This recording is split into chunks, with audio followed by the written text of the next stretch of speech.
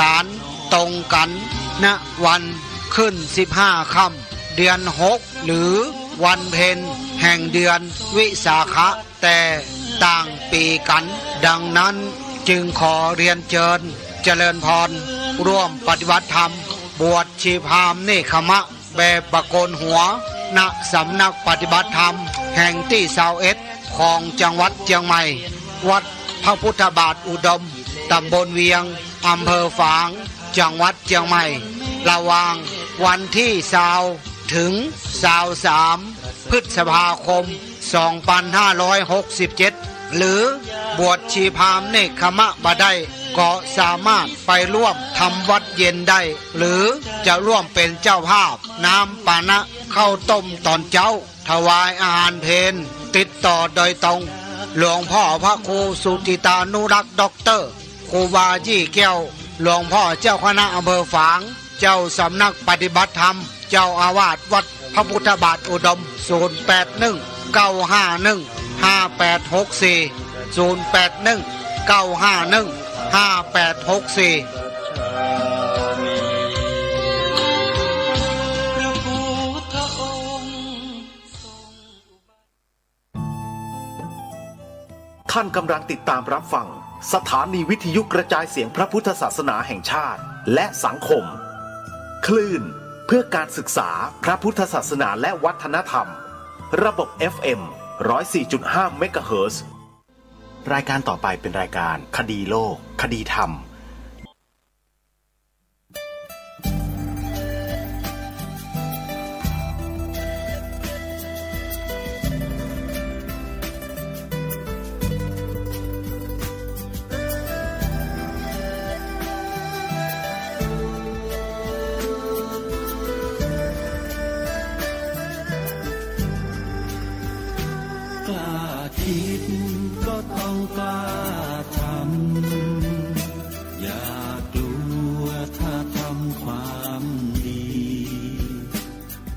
ศึกษาปัญหาให้ทันท่วงทีเมืองไทยจะพัฒนากว่านี้รายการดีคดีโลกคดีธรรมขอรำพันบรรยายความคิดเครื่องหมายแห่งสีทั้งสามงามถนัดขาวคือบริสุทธิ์สีสวัสดิ์หมายพระไตรรัตน์และธรรมะคุ้มจิตไทยแดงคือโลหิตเราใสซึ่งยอมสละได้เพื่อรักษาชาติศาสนาน้ำเงินคือสีโสภาอันจอมประชาพระโปรดเป็นของส่วนองค์จัดริ้วเข้าเป็นไตรรงค์จึงเป็นสีธงที่รักแห่งเราชาวไทยทหารอวตารนำไปยงยุทธวิชัยวิชิตก็ชูเกียรติสยาม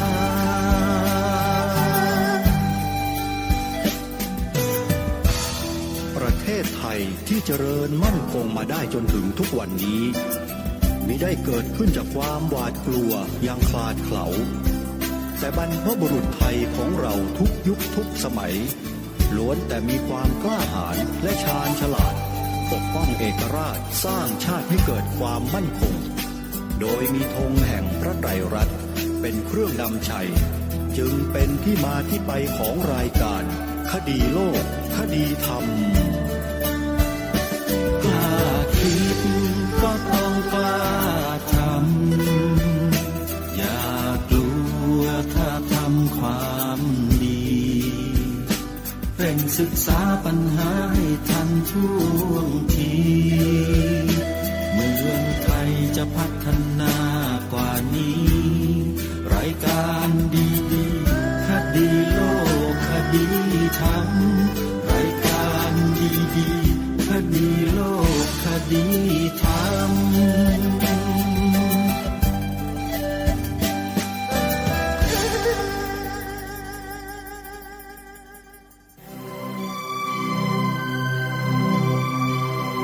ระบรมราโชวาทพระบาทสมเด็จพระเจ้าอยู่หัวท่านทั้งหลายผู้มาอยู่ในต่างประเทศมีโอกาสอันดีที่จะได้พบเห็นและศึกษาสิ่งต่างๆที่ไม่อาจเรียนรู้ได้ในบ้านเมืองของเราสิ่งเหล่านี้ที่เป็นคุณเป็นประโยชน์ควรศึกษานั้นมีมากมายแต่สิ่งที่ไม่เป็นสาระอันใดก็มีอยู่ไม่ใช่น้อยเช่นสิ่งที่เกิดด้วยความนิยมชั่วครั้งชั่วคราวเป็นต้นเพราะฉะนั้นการที่จะศึกษาให้เกิดปัญญาแตกฉานและได้รับประโยชน์อันแท้จริงจึงขึ้นอยู่กับการรู้จักพิจารณาเลือกเฟ้นท่านจะต้องไม่ลืมว่าตัวเป็นคนไทยเรามีความเจริญของเราเองมาช้านานแล้วซึ่งล้วนเป็นแก่นสารเป็นประโยชน์ยั่งยืนและเหมาะสมแก่คนไทยสิ่งใดที่เรามีดีอยู่แล้วก็ไม่จำเป็นจะต้องแสวงหาสิ่งอื่นมาแทนถ้าเราสามารถรับสิ่งที่เรายังขาดอยู่และที่เราจะนำมาปรับปรุงใช้ให้เป็นประโยชน์แก่บ้านเมืองได้ก็สมควรพระบรมราโชวาทพระราชทานสามัคคีสมาคมในพระบรมราชูปถัมภ์ในการประชุมสามัญประจำปีครั้งที่55วันศุกร์ที่2ถึงวันอาทิตย์ที่11สิงหาคม2511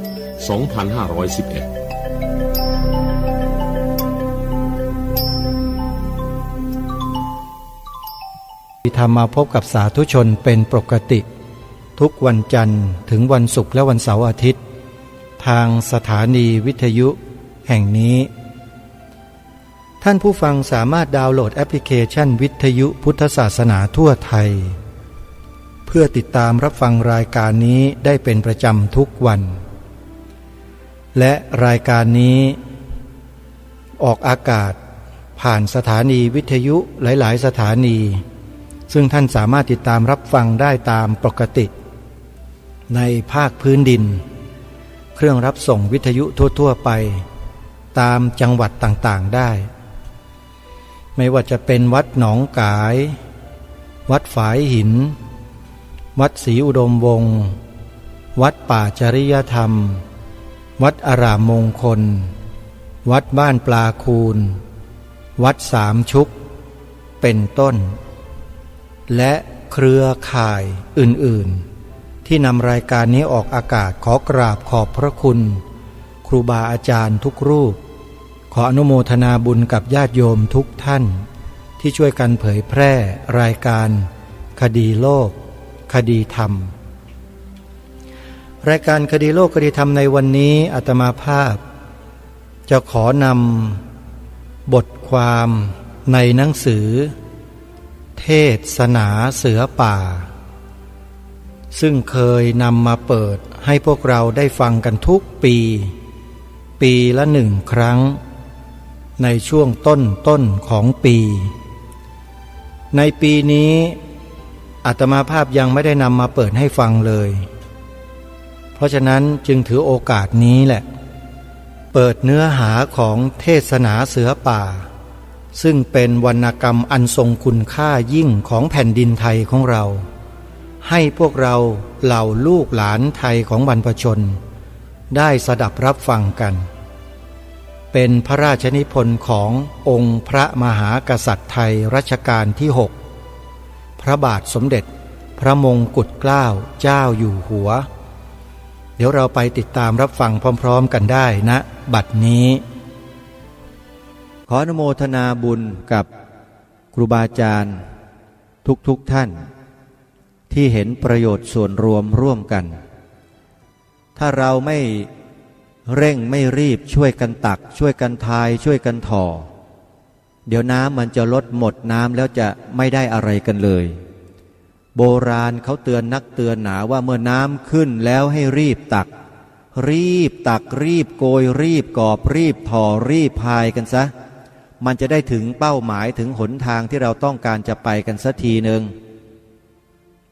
รายการคดีโลกคดีธรรมนี่ทั้งพอทั้งถ่อทั้งพาย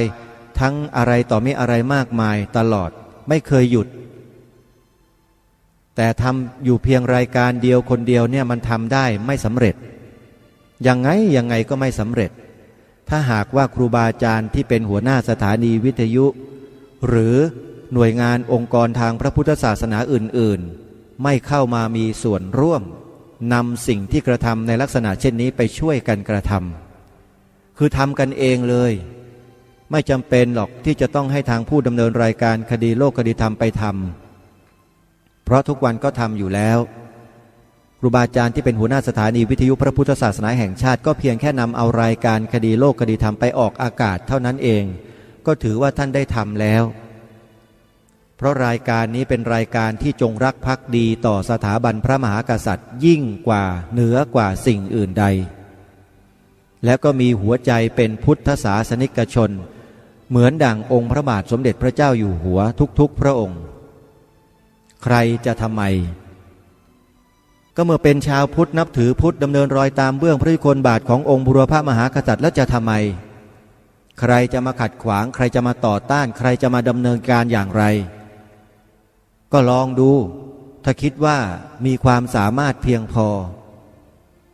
แล้วพวกเราทุกท่านทุกรูปทุกนามทุกองค์ทุกคนนะ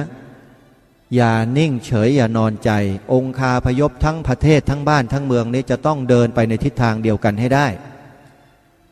ใครที่อ้างตนเองว่ามีความจงรักภักดีถ้าไม่เดินตามแนวนี้แล้วเนี่ยมันไม่ใช่ที่อื่นนะถ้าแนวอื่นไม่ใช่เด็ดขาดมันต้องแนวนี้ความจงรักภักดีเนี่ยทางรายการได้อัญเชิญบทพระราชนิพนธ์เทศนาเสือป่าความบางตอนที่องค์พระบาทสมเด็จพระมงกุฎเกล้าเจ้าอยู่หัวสมเด็จพระมหาธีรราชเจ้าของปวงชนชาวไทยของเรามาอ่านออกอากาศซ้ำๆบ่อยๆซ้ำๆน่าจะเป็นที่เพียงพอสำหรับคำตอบทั้งหมดทั้งสิ้นคงไม่ต้องมาถามอะไรกันให้เสียเวลากันอีกเพราะเนื้อหาของรายการนี้ชัดเจนอยู่แล้วมีสิ่งเดียวที่จะต้องทำก็คือดำเนินรอยตามเบื้องพระยุคลบาทของพระองค์ท่านเท่านั้นถ้าใครไม่ดำเนินรอยตามพระองค์ท่านก็ถือว่าไม่ใช่ลูกหลานของพระองค์ท่านไม่ใช่ลูกหลานไทยไม่ใช่คนไทยมีแต่กายที่เป็นไทยแต่ใจเป็นทาสเหมือนกับเพลงที่เขาบอกว่าคนใดใช้ชื่อไทยอยู่กายก็ดูเหมือนไทยด้วยกันได้อาศัยโพทองแผ่นดินของราชันแต่ใจมันยังเฝ้าคิดทำลายคนประเภทนี้เขาเรียกว่าคนอะไรจะเป็นคนเช่นนั้นก็เอาก็ไม่ว่าไม่ได้ห้ามประเทศไทยมันเป็นเมืองเสรีภาพอยู่แล้วนี่ไม่เป็นไรแต่พวกเราคนไทยแท้ๆเราไม่เอาด้วยคุณจะไปเป็นขี้ข้าทาสรับใช้แนวคิดของใครก็ตามสบายไม่ว่าแต่เรามีความเชื่อมีความศรัทธาในหลักคำสอนขององค์สมเด็จพระบรมศาสดาสัมมาสัมพุทธเจ้าเหมือนดั่งองค์บูรพมหากษัตริย์ไทยของเราที่ทรงมีพระราชศรัทธาในหลักธรรมคำสอนขององค์สมเด็จพระสัมมาสัมพุทธเจ้าเช่นเดียวกันเราจะไม่ออกไปจากแนวนี้เราจะไม่ไปเพราะฉะนั้นใครที่คิดจะมาหักร้างถางถนนหนทางหรือแนวทางที่เราดำเนินเราทำกันอยู่ตรงนี้เนี่ยก็จะได้รู้กันไงว่าคนพวกนั้นกลุ่มนั้นคือใครมันมาจากไหนเป็นใครสิ่งที่ทำสิ่งที่พูดสิ่งที่คิดทั้งหมดเนี่ยมันเกิดมาจากอุดมการณ์นี่แหละบ้านเมืองไทยเราที่อยู่รอดปลอดภัยเป็นเอกราชนครมาได้ก็เพราะอุดมการณ์ทั้งนั้นไม่ใช่อุดมกูเหมือนอย่างทุกวันนี้ไม่มีความรู้สึกในการกระทำทั้งหมดไม่ได้ออกมาจากความรู้สึกแต่มันทำอยู่บนหลักการที่ถูกต้องหลักการอะไรหลักการที่องค์บุรพมหากษัตริย์ทรงวางไว้หมดแล้วตามที่มีปรากฏอยู่ที่ทางรายการคดีโลกคดีธรรมอัญเชิญมาอ่านออกอากาศบ่อยๆถ้าไม่ทำตามนี้ให้บริหารกิจการบ้านเมืองประเทศนี้ไปอีกล้านปีมันก็เป็นอยู่อย่างนี้แหละมันไม่มีทางที่จะสงบสุขและร่มเย็นลงได้ถ้ามันขาดศีลธรรมเหมือนอย่างที่หลวงพ่อพุทธทาสท่านได้พูดเอาไว้ที่ทางรายการมาเปิดตอนท้ายรายการบ่อยๆกลับมาเถิดศีลธรรมกลับมาเถิดกำลังเกิดกาลียุคอย่างฉุกเฉินหลงวัตถุบ้าคลั่งเกินบังเอิญดาวกันเกินไม่รู้กี่คัน จะบรรลัยอันนี้ขอเติมให้ท่านช่วงบาทสุดท้ายหน่อยดาวกันจังเลยทุกวันเนี้ยดาวทิ้งดาวขว้างจนมันเป็นขยะบ้านเมืองเต็มบ้านเต็มเมืองไปหมดแล้วไม่รู้อะไรนี่แหละคือวิถีชีวิตที่มันไม่รู้จักใช้คำว่าพอเพียงคำว่าพอเพียงเนี่ยต้องให้รู้จักพอดิบพอดีอย่าให้มันเกินทุกวันนี้รถมันวิ่งบนเกินถนนน่ะเกินไหมท่านว่าแล้วมานั่งโอดครวญกันว่ารถติดรถติดการจราจรไม่ได้เรื่องไปโทษอะไรการจราจรเขาเล่าถนนหนทางมันก็อยู่ตามปกติของมันนั่นแหละแต่ไอ้ที่รถมันติดเนี่ยมันเกิดจากถนนที่ไหนเล่าท่านก็ไปพิจารณาแก้ปัญหากันเอาเถิดเนี่ยถ้าเกิดเข้าใจตรงนี้ก็แก้ปัญหาได้แต่ถ้ายังไม่ยอมเข้าใจก็แก้ปัญหากันไม่ได้แก้กันไปอีก10 ล้านปีก็แก้ไม่ได้การจราจรติดขัดเพราะมันแก้ผิดทางฮะมันไม่แก้ที่ต้นทางมันมาแก้ที่ปลายทางโอ้มนุษย์ทุกวันนี้แปลกนะแปลกมากเลยฉลาดนะแต่ไม่เฉลียวเอามาเข้าเรื่องของเราต่อญาติโยมสาธุชนเรากำลังพูดถึงเรื่องของอุดมการณ์ชาติอุดมการณ์ชาติมันต้องออกมาจากใจไม่ใช่ออกมาแค่เพียงลมปากเฉยๆออกมาจากใจนี่คือด้วยความกล้าหาญเด็ดเดี่ยวมุ่งมั่นมั่นคงถาวรไม่สั่นคลอนใดๆทั้งสิ้นดูอย่างองค์บุรพมหากษัตริย์ไทยบรรพบุรุษไทยของเราแต่ละท่านแต่ละพระองค์สิเป็นยังไงเคยศึกษาประวัติศาสตร์ชาติไทยบรรพบุรุษไทยของตนเองบ้างหรือไม่แล้วใครที่ไม่ต้องการให้เด็กเยาวชนยุคนี้ศึกษาหรืออ่านประวัติศาสตร์อย่างเข้มข้นจัดเนื้อหาหลักสูตรให้เข้มข้นที่ไม่ต้องการจะให้เด็กไทยนั้นรู้ประวัติศาสตร์ของตนเองนั้นบอกได้เลยว่านั่นแหละคนประเภทนั้นแหละใกล้จะเป็นอย่างคนที่บอกไปตั้งแต่ตอนต้นรายการเมื่อสักครู่ได้แต่อาศัยโพทองแผ่นดินของราชันแต่ใจมันยังเฝ้าคิดทำลายจะเข้าทำนองนั้นแต่ยังไม่เข้าเกือบอีกนิดเดียวถ้าหากว่ายังกลับเนื้อกลับตัวกลับใจได้นี่ก็พ้นก็กลายเป็นคนไทยเหมือนกันอยู่เพราะฉะนั้นวันนี้ตั้งใจที่จะมาวิเคราะห์บทเทศนาเสือป่าให้กับพวกเราท่านทั้งหลายได้ทราบได้มองเห็นภาพให้ชัดเจนว่าทำไมผู้ดำเนินรายการคดีโลกคดีธรรมจึงยกย่องบทเทศนาเสือป่าบทนี้เหลือเกินมีอะไรดีหรือตรงนี้จะมีคำตอบวันนี้จะมาอ่านบทเสริมท้ายซึ่งเป็นบทความในเชิงวิเคราะห์นะในเชิงวิเคราะห์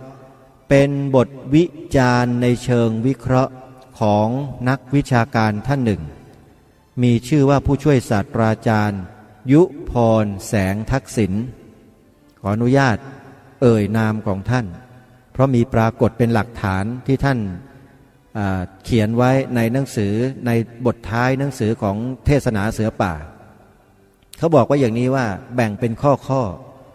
เขาวิเคราะห์เป็นข้อไปดังนี้เขาบอกว่า 1. ความนำพระอัจฉริยภาพในพระบาทสมเด็จพระมงกุฎเกล้าเจ้าอยู่หัวในด้านการกวีและการประพันธ์หนังสือนั้นเป็นที่ประจักษ์แก่คนโดยทั่วไปทั้งชาวไทยและชาวต่างประเทศ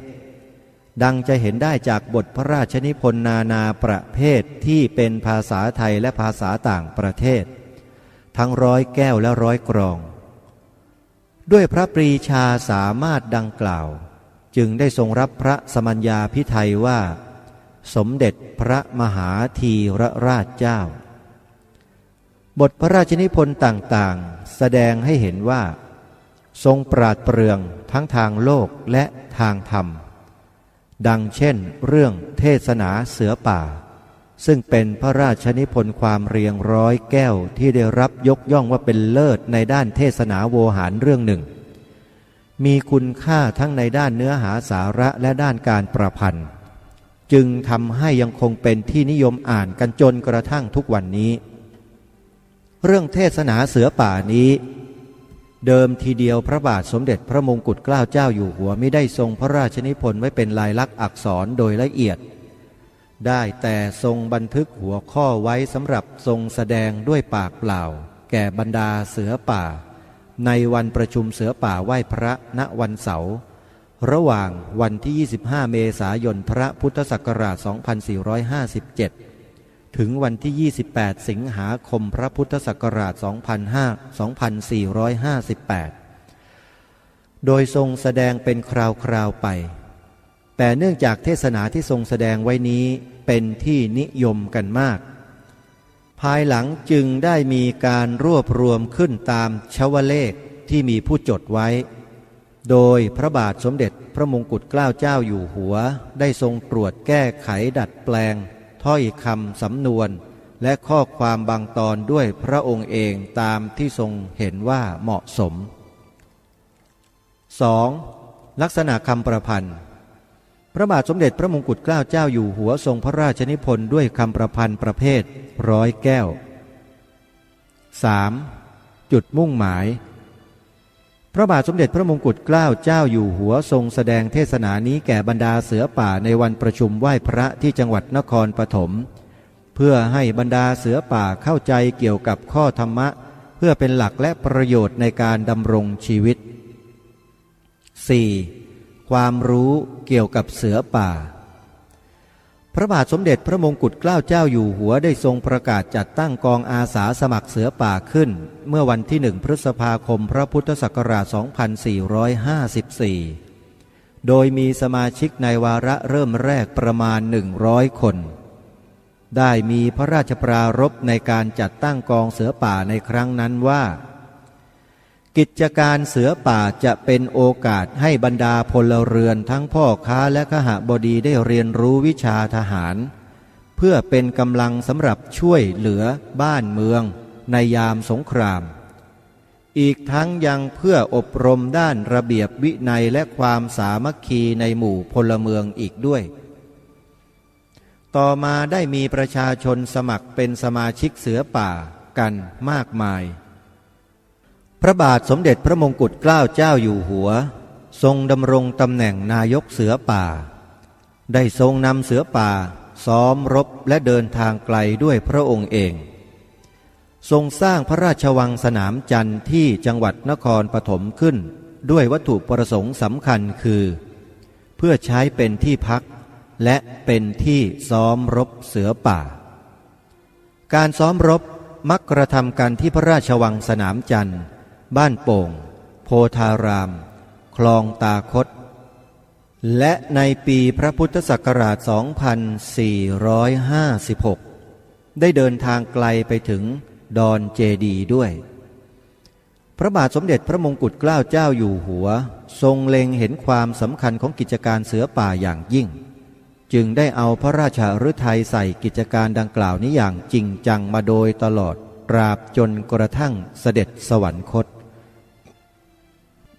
5. เทศนาเสือป่าเทศนาเสือป่าเป็นหนังสือสารคดีที่มุ่งให้ความรู้มากกว่าความบันเทิงจึงมีเนื้อหาค่อนข้างหนักเพราะพระบาทสมเด็จพระมงกุฎเกล้าเจ้าอยู่หัวมีพระราชประสงค์จะสอนหลักธรรมในพระพุทธศาสนาตามปกติแล้วเมื่อพูดถึงเรื่องธรรมะคนโดยทั่วไปย่อมรู้สึกว่าเป็นเรื่องน่าเบื่อหน่ายหรือน่าง่วงนอนแต่ด้วยพระปรีชาสามารถในการเลือกรายละเอียดของเนื้อเรื่องและกลวิธีในการเทศนาหรือการประพันธ์ทำให้เทศนาเสือป่ากลายเป็นเรื่องที่ชวนอ่านชวนฟังได้อย่างมากจึงเป็นที่น่าสนใจที่จะศึกษาพิจารณาโดยละเอียดถึงเนื้อเรื่องและกลวิธีการประพันธ์ดังกล่าวว่าเป็นอย่างไร 1. เนื้อเรื่องเมื่อพิจารณาจากเนื้อเรื่องของเทศนาเสือป่าแล้วจะเห็นว่าพระบาทสมเด็จพระมงกุฎเกล้าเจ้าอยู่หัวได้ทรงมุ่งที่จะทรงสอนเสือป่าซึ่งเป็นนักรบให้มีความสนใจในเรื่องธรรมะและทรงมุ่งชักจูงโน้มน้าวให้บรรดาเสือป่ายึดถือธรรมะแห่งพระพุทธเจ้ามาเป็นหลักปฏิบัติทั้งนี้เพราะมีพระราชดำริว่านักรบนั้นต้องมีความจำเป็นอย่างยิ่งที่จะต้องมีธรรมะประจำใจ มิฉะนั้นประเทศชาติก็จะย่อยยับอับปางและโลกก็จะเดือดร้อนวุ่นวายอย่างไม่มีที่สิ้นสุดบรรดาเรื่องที่พระบาทสมเด็จพระมงกุฎเกล้าเจ้าอยู่หัวทรงนำมาเทศนาสั่งสอนตั้งแต่กันแรกจนถึงกันสุดท้ายนั้นจะเห็นว่าบางเรื่องคนไทยที่เป็นพุทธศาสนิกชนต่างก็คุ้นเคยมาแล้วเช่นเรื่องเกี่ยวกับพระพุทธประวัติเรื่องการอุปสมบทเรื่องศีลห้าเป็นต้นแต่เรื่องธรรมดาเหล่านี้นี่เองที่มักจะถูกละเลยพุทธศาสนิกชนบางคนก็เข้าใจผิดพลาดหรือมองข้ามความสำคัญไปโดยไม่ตั้งใจก็มีเช่นเรื่องของการบวชหรือการอุปสมบทในพระพุทธศาสนานั้นพุทธศาสนิกชนมักยึดติดอยู่กับค่านิยมและประเพณีโบราณที่ว่าเมื่ออายุครบ20 ปีจะต้องบวชมิฉะนั้นจะเป็นคนดิบด้วยเหตุนี้พุทธศาสนิกชนบางคนจึงเข้าไปบวชในลักษณะบวชจิ้มเท่านั้นไม่ได้ประโยชน์อะไรพระบาทสมเด็จพระมงกุฎเกล้าเจ้าอยู่หัวทรงเทศนาให้เข้าใจว่าการบวชนั้นจุดมุ่งหมายที่แท้จริงคืออะไรการบวชที่ทำตามประเพณีเท่านั้นจึงไม่ใช่การบวชในความหมายดั้งเดิมซึ่งมุ่งให้ได้เข้าไปใช้เวลาในการศึกษาหลักธรรมในพระพุทธศาสนาอย่างจริงจังด้วยความเลื่อมใสศรัทธาการบวชในลักษณะนี้จะช่วยทำประโยชน์ให้แก่พระพุทธศาสนาด้วยพระบาทสมเด็จพระมงกุฎเกล้าเจ้าอยู่หัวมีพระราชดำริว่าการเรียนรู้พระพุทธศาสนาเป็นสิ่งสำคัญและสำคัญกว่าการบวชแต่พุทธศาสนิกชนส่วนใหญ่มักยึดติดอยู่กับค่านิยมหรือขนบธรรมเนียมประเพณีโดยลืมนึกถึงความเป็นจริงและเหตุผลที่ถูกต้องการที่ทรงนำมาเทศนาสั่งสอนจึงเท่ากับเป็นการรื้อฟื้นทบทวนปรับความเข้าใจให้ถูกต้องอีกครั้งหนึ่งส่วนบางเรื่องที่ทรงเทศนาพุทธศาสนิกชนบางคนอาจยังไม่เคยทราบมาก่อนก็มีเช่นเรื่องกำเนิดของศาสนาศาสนาพราหมณ์ศาสนาคริสตังเป็นต้นเรื่องเหล่านี้นับว่าสำคัญเพราะการได้ทราบความเป็นมาของศาสนาต่างๆบ้างจะทำให้เกิดความคิดที่กว้างขวางลึกซึ้งขึ้นนอกจากตัวเนื้อเรื่องแท้ๆที่ทรงมุ่งให้ความรู้ดังกล่าวมาแล้วความน่าสนใจของเรื่องเทศนาเสือป่าจึงอยู่ที่เนื้อเรื่องอันเกิดจากการวิเคราะห์วิจารณ์และสันนิษฐานด้วยพระราชดำริส่วนพระองค์ซึ่งคมคายน่าฟังน่าคิดและน่าเชื่อถืออย่างยิ่งเช่นเมื่อตรัสเล่าถึงศาสดาของศาสนาต่างๆเช่นศาสนาพุทธศาสนาคริสต์ตังซึ่งได้แก่พระพุทธเจ้าและพระเยซูนั้นก็ได้ทรงเปรียบศาสดาทั้งสองทั้งในด้านชาติกำเนิดและหลักธรรมคำสั่งสอนซึ่งผลที่ได้ก็คือผู้อ่านจะเกิดความรู้สึกเลื่อมใสและศรัทธาพระพุทธเจ้าทั้งยังภูมิใจที่ได้เป็นพุทธศาสนิกชนและมีศาสนาพุทธซึ่งเป็นศาสนาที่มีศาสดาที่ประเสริฐที่สุดและเป็นศาสนาแห่งเหตุผลและความถูกต้องเป็นศาสนาประจำชาติไทยอีกด้วยหรือบางครั้งเมื่อตรัสเล่าเรื่องปาฏิหาริย์ก็ทรงตีความหรือแปลความหมายไว้อย่างน่าฟังทำให้เข้าใจปาฏิหาริย์ต่างๆได้ลึกซึ้งและสมเหตุสมผลยิ่งขึ้นเช่นการทรงตีความเรื่องพระยามารที่ผจญพระพุทธเจ้า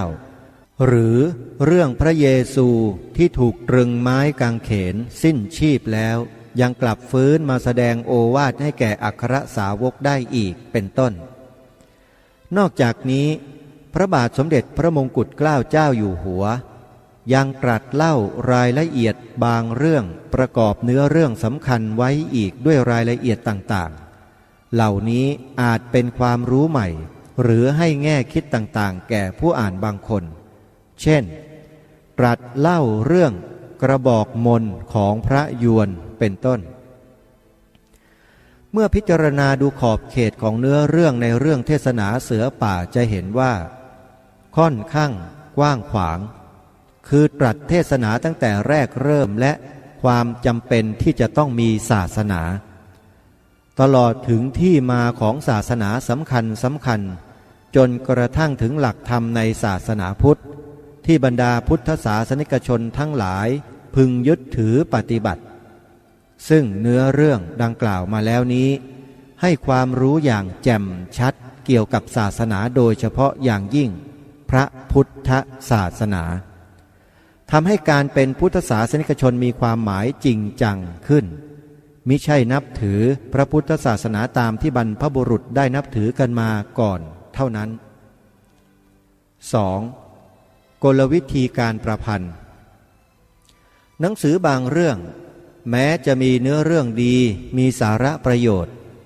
แต่ถ้าเขียนไม่ดีก็ย่อมไม่น่าอ่านอาจพลอยทำให้เนื้อเรื่องที่ดีนั้นเข้าไม่ถึงผู้อ่านผู้อ่านอาจเบื่อหน่ายก่อนที่จะอ่านจบส่วนเรื่องเทศนาเสือป่านั้นแม้จะมีเนื้อเรื่องค่อนข้างหนักดังกล่าวมาแล้วแต่ด้วยพระปรีชาสามารถในการพระราชนิพนธ์ทำให้เรื่องนี้ดูมีชีวิตชีวาอ่านได้สนุกสนานและที่สำคัญทรงโน้มน้าวจิตใจผู้อ่านให้คิดเห็นตามได้สำเร็จทั้งนี้เพราะไม่ได้ทรงเสนอเนื้อเรื่องอย่างวิชาการเกินไปเนื่องจากเดิมทีทรงเทศนาเรื่องเทศนาเสือป่าด้วยปากเปล่าดังนั้นภาษาและสำนวนโวหารจึงเป็นภาษาพูดแม้เมื่อมาพิมพ์เป็นหนังสือแล้วลักษณะดังกล่าวนี้ก็ยังคงเดิมเวลาอ่านจึงเหมือนกับได้ยินคำเทศนาจากพระโอษฐ์จริงๆเป็นที่น่าสังเกตว่าถึงแม้เป็นภาษาพูดแต่ก็เป็นสำนวนภาษาพูดที่สละสลวยเกลี้ยงเกลาแสดงถึงพระปรีชาสามารถในด้านการใช้ภาษาอย่างดียิ่งพระบาทสมเด็จพระมงกุฎเกล้าเจ้าอยู่หัวทรงมีกลวิธีในการเสนอเรื่องหรือประพันธ์เรื่องที่น่าสนใจชวนให้ติดตามอ่านก็คือ 2.